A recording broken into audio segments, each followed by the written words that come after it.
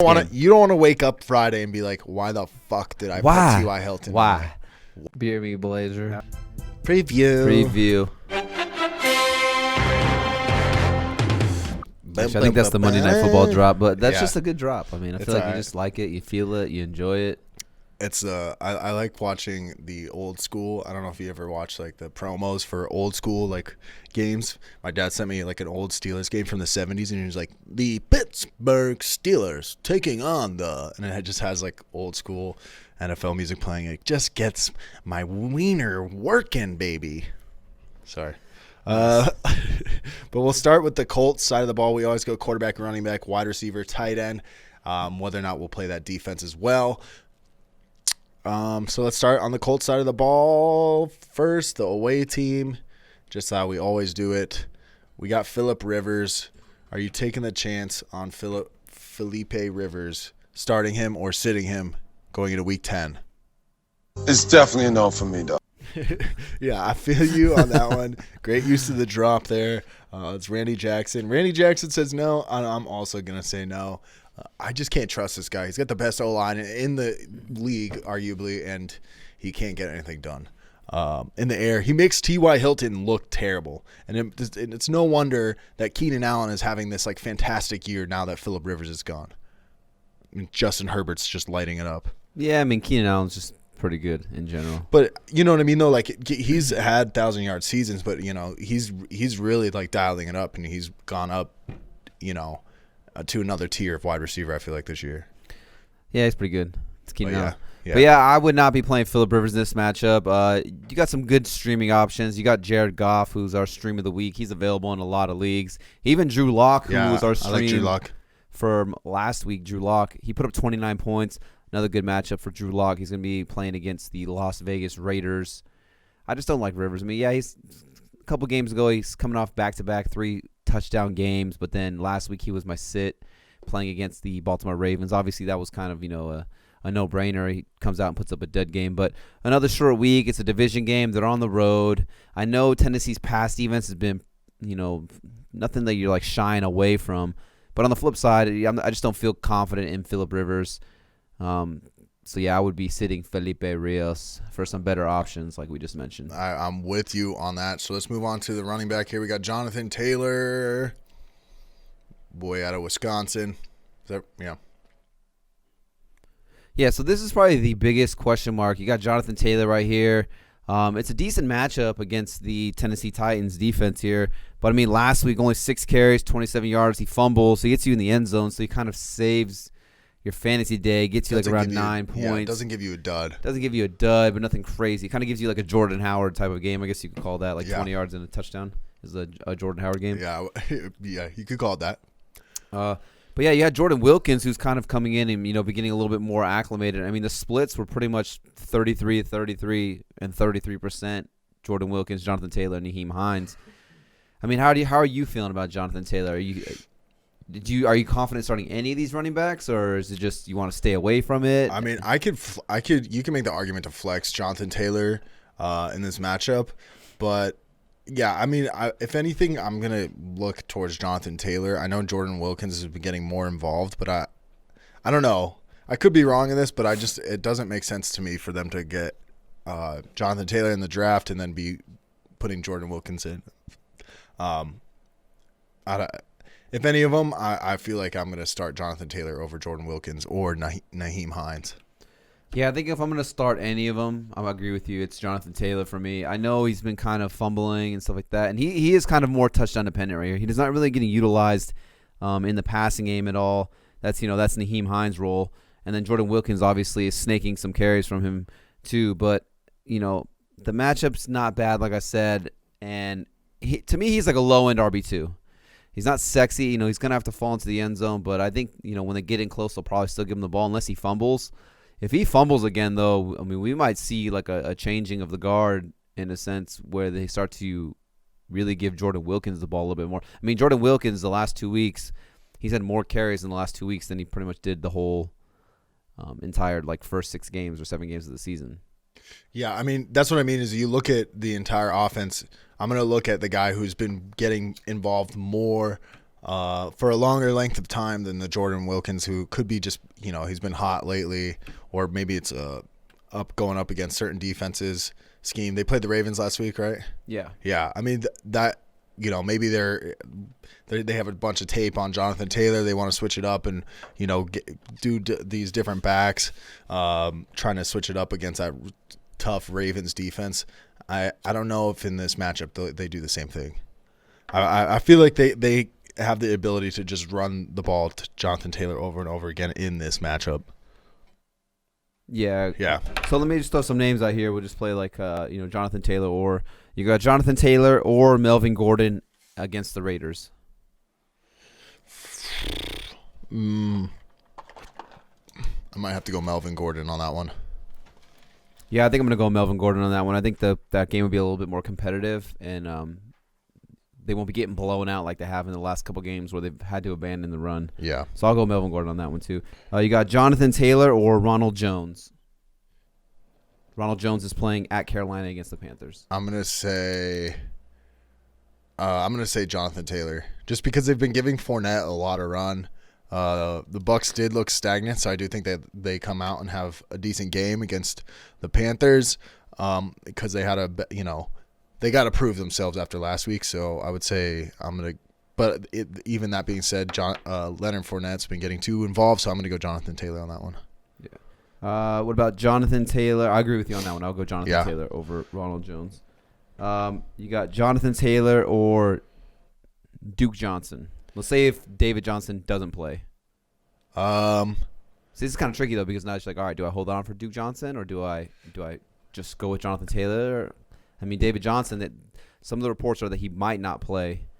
So would you hold out for a guy like Duke Johnson, who's going to get the full workload over there for the Texans? No. Or are you just going to go with the safe bet? No, I'm going to go Jonathan Taylor over Duke. Yeah.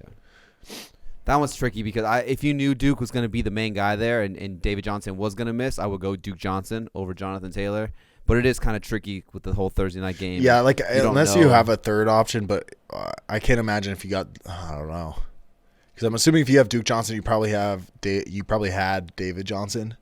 So that's probably why you grabbed him there. So, yeah, I don't know. You could have a third option, though, in that situation. Yeah. One more. Jonathan Taylor or Zach Moss against the Cardinals?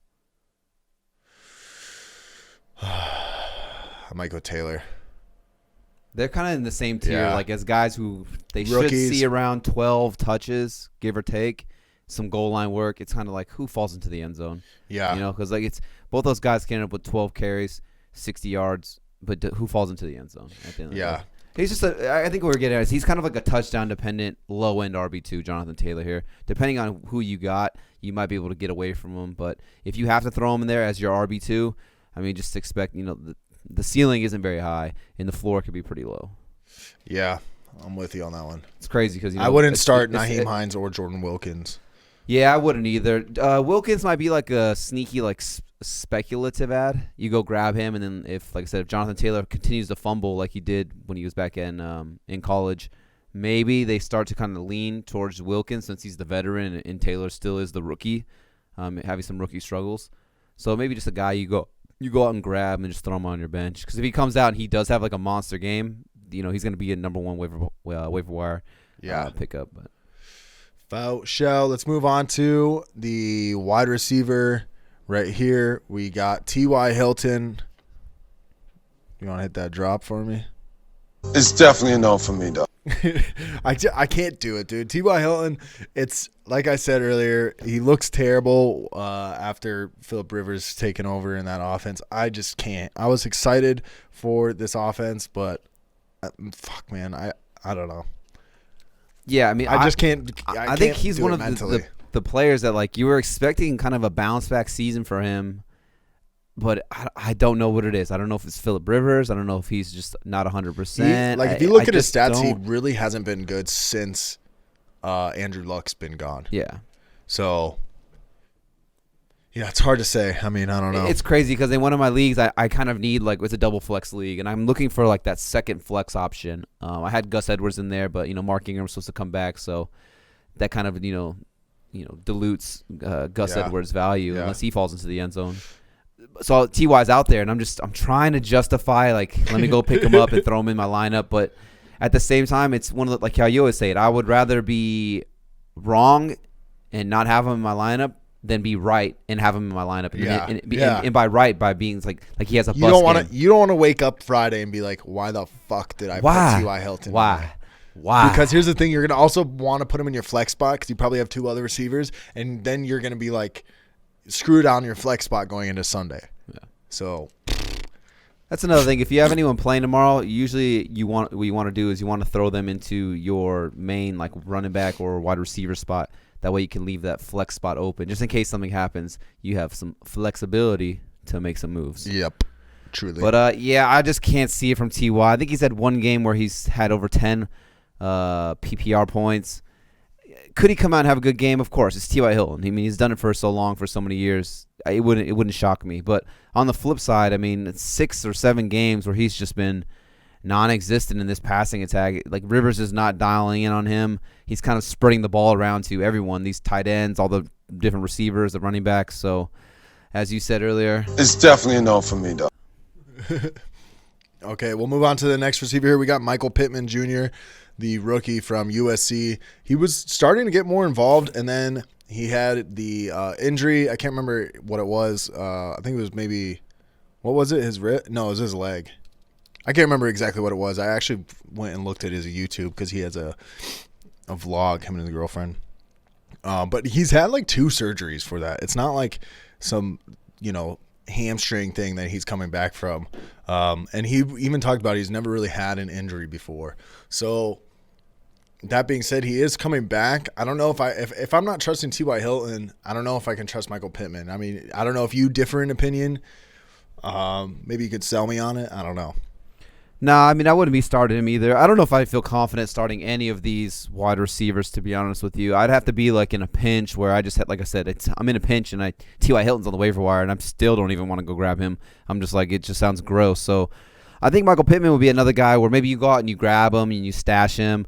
I mean, he's a big body receiver, getting a little bit more incorporated. Last game, he had 4 catches for 56 yards on 7 targets. So it'd be nice if he comes out and has another game where he gets you like 5 for 50 again. Maybe he gets into the end zone.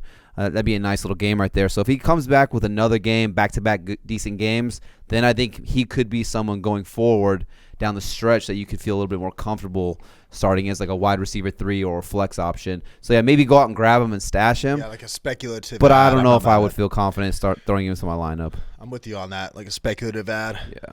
I'll do that. Sounds good to me. That's about it, though. We'll go on to Zach Pascal. I know we were saying it for all the other guys. What do you think? Same thing? Same kind of concept with this guy here? Yeah, just same thing. I mean, I feel like he's been the most like consistent receiver as of late. I mean, he's had 40 or more yards in 4 of his last 5 games, but he hasn't had more than 60 yards in any single game. So kind of a safer floor compared to those other guys. But again, it's just gross. I feel like the receiver position is so deep, and there's just so many options that you can go out and go get someone better. I'm just trying to even like imagine a scenario where I would feel obligated to play Zach Pascal, and I just like can't really picture it, to be honest. Yeah, I just think there's a lot of better options, but maybe like in DFS, he's probably dirt cheap, but that's about it. Yeah. Okay, we can go on to the tight ends here. We got Mo, Allie, Cox. You said Jack Doyle is out. Do you think this gives an uptick to Mo, Allie, Cox? Because there is still Trey Burton there, too, who we'll talk about in a second. Or I guess we could talk about both of them.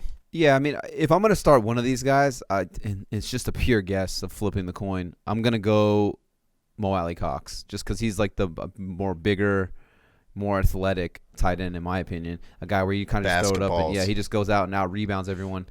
So maybe he gets an end zone. We do see how Rivers likes to lean on the tight end position. But on the flip side, could it be Trey Burton who comes out and has a good game? It could. If I could get away from either one of these guys, I would.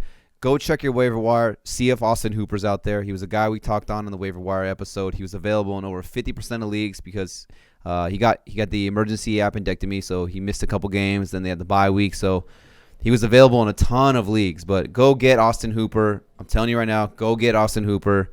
I would play him in a heartbeat over him. Go get him. Go get Austin Hooper. Go get him. Yeah, I'm with you on that one. Yeah, I mean, neither of these guys are sexy. You're looking for a touchdown. That's about it. You know? All right. Well, how about Colts? Before we go on to the Titans, how about Colts defense? Oh my God! There's spilled monster all over my keyboard. Literally went in my keyboard. Nice. Colts defense, I wouldn't be mad at it. There's probably some better streaming options. You got the Packers who are at home against the Jaguars. You got the Bears who are available and shockingly in a good amount of league. They're going to be at home Monday night against the Minnesota Vikings. Kirk Cousins always struggles in primetime games, and the weather's supposed to be cold and windy, so probably not a lot of points are going to be put up in that game. I'm not mad at starting the Colts defense, but if you can get away from it, I would get away from it. Yeah, I think we're good. Okay, sorry. For the audio listeners, I literally spilt monster in the computer, in the fucking keyboard. There was no fucking flub. But I think we should be all right. Yeah, let's go on to the Tennessee Titans here. We'll talk about Ryan Tannehill. This Colts defense is supposed to be pretty good. Does that make you not want to play Ryan Tannehill? He would be like a low-end QB1, high-end QB2. Like I said, there's some better options. You got Jared Goff. I brought him up earlier. Tannehill, for what it's worth, I mean, he has thrown 2 or more touchdowns in 5 straight games. But, I mean, for a guy who we're always preaching on, like, such a safe floor of, like, you know, he gets 19 or more points pretty much every single week. 3 straight weeks of under 18 points. It's been some tough matchups against the Steelers. Then he had a dud game against the Bengals in Cincinnati for whatever reason. Then another tough game at home against the Chicago Bears. It doesn't get any easier when you're at home against the Indianapolis Colts, which is the division foe. You know, so they're used to seeing Tannehill. They actually limited Tannehill last year. I'm not sure if it was 1 or 2 games they played, but they played at least one of the games I know. They limited Tannehill pretty good. He only had 13 points or 14 points in the game against them. So if I could get away from Tannehill this week, I would. I would rather go with some better options. It's almost like T.J. Watt and Bud Dupree, like, you know, ruined them. Yeah. Just kidding. Tannehill hasn't topped 250 yards in 3 straight weeks, so I just think the ceiling is not there. He would need a couple big A.J. Brown touchdown plays to kind of make it the day. Does he come out and he comes out and throws 3 touchdowns and 200 yards? I mean, that's a possibility, but I just don't see the ceiling this week compared to other weeks. And the floor hasn't been as safe as it normally has in prior weeks as well. So Yeah. I'd be looking for some different streaming options if possible. I feel it. All right, well, let's go on to the running back, Derrick Henry. I mean, you got to play him. Fuck it, send it in. Yeah, that's all. I mean, what else are you going to say? Derrick Henry, you got to what are you, stupid? Put him in. Put him in. That's all you got to say about Derrick Henry. He's just you got to start him every week. Yeah. Let's go on to A.J. Brown, the wide receiver here. A.J. Brown, I think you got to start I think him. A.J. Brown, he's one of those guys where you set it and forget it. I was reading something or listening to something the other day. They're talking about A.J. Brown's one of those guys where it could be like almost halftime, and he's got 0 points, and you could be panicking. You'd be like, man, A.J. Brown's got me 0 points. And then all of a sudden you'll refresh your screen, and it'll be like 20 points because they'll get you like maybe not 20 points, but it'll be like 15 points, you know, because he gets you like a 90-yard touchdown or something like that. So, yeah, he has that big playability. You're starting A.J. Brown. He's just a big guy, fast, gets open, can moss people. It's just, Yeah. It's a problem for defenses. We were listening to him on Bussin' with the Boys. Yeah, him on Bussin' with the Boys with, is it Taylor Lewan? Yeah, Taylor Lewan, the left tackle for the Titans. Yeah, and it's just kind of, I feel like too many people don't get into the mental aspect of the game. Like, yeah, I get it. This guy can run fast. He can jump fast. He's shredded and all these things. But it's like at the end of the day, mentally, if you're not in the right place, how can your body perform at the highest level? You know, some of these guys, like, they might be the most athletic people on the field, but in their mind, like, they made it to the league and they're satisfied. They're happy. They're like, oh, I got paid. I got a house. I got a car. I got some bling. They're not striving for anything anymore. They don't want to win. He wants to win. So, but you hear A.J. Brown talking about how his goal is to be the best receiver in the NFL in 3 years. And they're talking about, like, who is it, DK or you? And, you know, he was talking about some of the guys who he really liked and wanted to be like. And he talked about guys that were – it was a great podcast. Yeah. But he was talking about – he said he loved Amari Cooper. He's like, he doesn't get the credit, but his route running, he's like, if he doesn't want that person to catch you, you know, the guy pays attention and he knows what makes a receiver good. And He loves Julio Jones, and I think he has the ability to become, not the next Julio Jones, but comparable. Yeah, like one of the top 10 receivers going on in the future. Once Julio and D-Hop and these guys kind of pass the torch, he's going to be one of those guys going forward. But yeah, the point I'm getting is A.J. Brown, he wants to be the best, so he's always going to be striving to do his best. He's motivated. Yeah. So yeah, you're definitely playing A.J. Brown every week. Definitely. Yeah, it's a good podcast, though. But you don't see them talking to Corey Davis. I haven't seen it. Yeah. That being said, let's talk Corey Davis. Corey Davis had 3 or 4 weeks of 5 weeks of really good fantasy points. He puts up a dud last week. Are you completely writing off Corey Davis, or do you think you could maybe start him in this matchup? I wouldn't be mad if you wanted to flex Corey Davis in this matchup. If you're in a double flex league, go for it. Or, as like a third wide receiver. I know there's a lot of 3 wide receiver leagues out there. I wouldn't be mad at it. I get it. He puts up a dud. He gets you a 0. But prior to that, 12 or more PPR points in all 5 games he's played. He's had a touchdown in 3 of 5 games. And he's had 100 or more yards in 2 of the 5 games. And now I get it. I just said Tannehill we're not expecting, the high ceiling from Tannehill this game.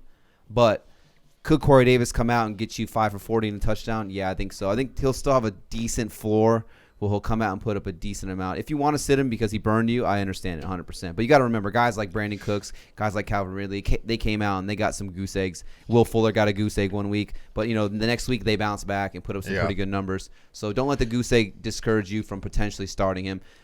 Depending on how deep your roster is, I feel like people were picking up Corey Davis on the waiver wire, or he was definitely getting drafted in like the 15, 16 round. So you're probably pretty deep at the wide receiver position as it is. So you might not be forced to throw him into your lineup, but you got some bye weeks. I mean, you got the Chiefs on a bye.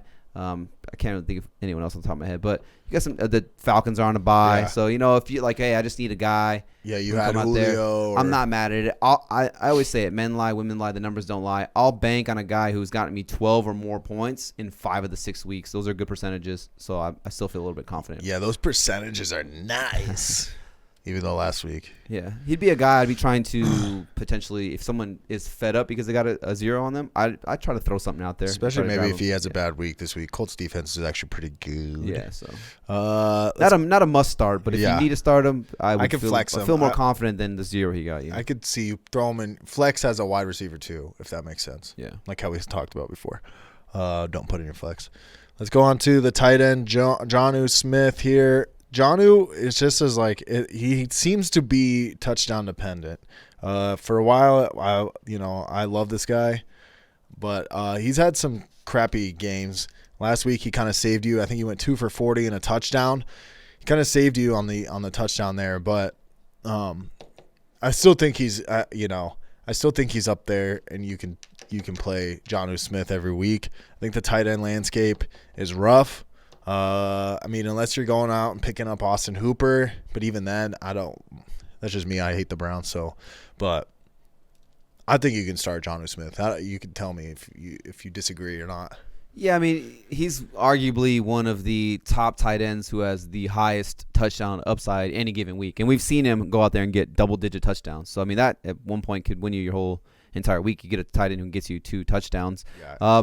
Just something I've noticed. The first 4 weeks, he got you 4 or 5 receptions, and then he was finding the end zone on a consistent basis. These last 4 weeks, though, he's either getting you 1 catch or 2 catches. Now, I have no idea if this is correlating or not, but it's Taylor Lewan, right? He tore his ACL, right? So could it be that since they lost, their Pro Bowl tackle, he's blocking more? It could be that. Instead of running routes, because they're like, hey, we lost. You lose a Pro Bowl tackle. It's not easy to replace a guy like that. So maybe they're like, hey, Jonnu, we need you, instead of you being able to run as many routes on the left side. We need you to block a lot more, especially for when the Titans want to do. They want to run the football with Derrick Henry. They don't care about throwing the football as much. So I think that could be a scenario where losing Taylor Lewan has really hampered his upside because he's blocking more than running routes. Yeah, because it's like he got 2 targets last week and caught 2. So it's 32 yards. It just depends on who else you have. Let's go over some names real quick. We could do that because I think that'd be a pretty good one. He's got some good, like I said, some touchdown upside, but the receptions and the targets just have not been there these last couple weeks. But you got Jonnu Smith or T.J. Hawkinson. I play Jonnu. I'm going Hawkinson. I think he's been one of the most consistent tight ends outside of Kelsey. all year long. And then no Galladay again probably. You got Jonnu or Gronkowski. I'm gonna go Gronk. Yeah, I'll go Gronk on that one. Bad game from Gronk last week, but no. Like I we think said, that the whole nobody team is gonna come back around. Tom Brady doesn't lose like that ever, and I can't imagine him blowing it again next week. Yeah, Jonnu or Jared Cook. Jonnu. I'll go Jonnu on that one. Jonnu or Gesicki. I just want you to throw in Jonnu. Gesicki's dead to me, dude. Yeah, I'm not trusting Gesicki. I would almost play the other Miami tight end. All right, one more. Jonnu, last one. Jonnu or Jimmy Graham. Jimmy Graham's Monday night. Delaney Walker. No, Jonnu or Jimmy Graham Monday night against the Minnesota Vikings. Ooh, yeah, no, I'm doing Jonnu. I think I'm gonna go Jimmy Graham because at least I know even if he doesn't fall in the end zone, he'll get me at least 3-4 catches for 40 yards. Will he though? Jonnu might only get me 2 catches for 20 yards. Like I said, he hasn't been getting targeted. So, all right, that's just kind of where we stand on Jonnu. Jonnu. Yeah, the thing is that you may not play the tight end, but you play the Tennessee Titans or defense. I'm not mad at starting the Titans defense. I know they haven't been the greatest, but short week, division game. I don't feel confident in Phillip Rivers at all. I think he's thrown for multiple interceptions in quite a few games. Yeah. So, yeah, I wouldn't be mad at starting Phillip. I think this will be, both teams will probably lean on the run a little bit more. Yeah. So maybe this game will go under. Let's talk. What's the spread on this game? So it's a pick 'em. It went from Titans -2. I bet earlier in the week. You got -2. I took Titans -2. Yikes. But sometimes you got to fade the money. Like all the money's going on one way, and any shark will tell you fade the money, you go on the opposite side. Because when the public's going one way, do you ever notice too? Like when you be like, who do you like this week? And everyone's like, well, I like the Ravens. Like, who do you like? Ravens. Yeah. And you're like, wait, I like the Ravens. You're like, wait, you're maybe? like, fuck. Yeah, like, fuck. Yeah, too much. Like, but yeah, it's a pick 'em now, and the over under is 48.5. What do you say on this one? I don't like that over under. Anything like 48 is so fucking sketchy to me. Like, I don't know. Unless it's like 43 or 55, then I can kind of like, I feel like I have wiggle room either way, or but 48, that scares the fuck out of me. So I wouldn't touch that over under, to be honest. If pick 'em, I'm gonna go Titans on this one. Titans, Ryan Tannehill has had a bad couple weeks. I think he bounces back. It's in Tennessee. It is a division game. I think they need to win this one. I'm gonna go Titans. Yeah, I'll go Titans as well on this one. Yeah, I mean, obviously you took the -2, so Yeah, I took a -2, so I'll go with the Titans as well. If I was gonna do over under, I'd probably go under. But that one, like I said, sometimes I don't want. I just don't. You I don't don't have to wanna always touch that. bet everything. Yeah. We'll touch on that maybe in another episode or something new. Yeah, something's coming new, by the way. But yeah, Talking about I would more take the bets. Titans. Yeah, I would take the Titans. I'm with you on that. All right, well, we can move on to our playoffs. Buy low and sell high.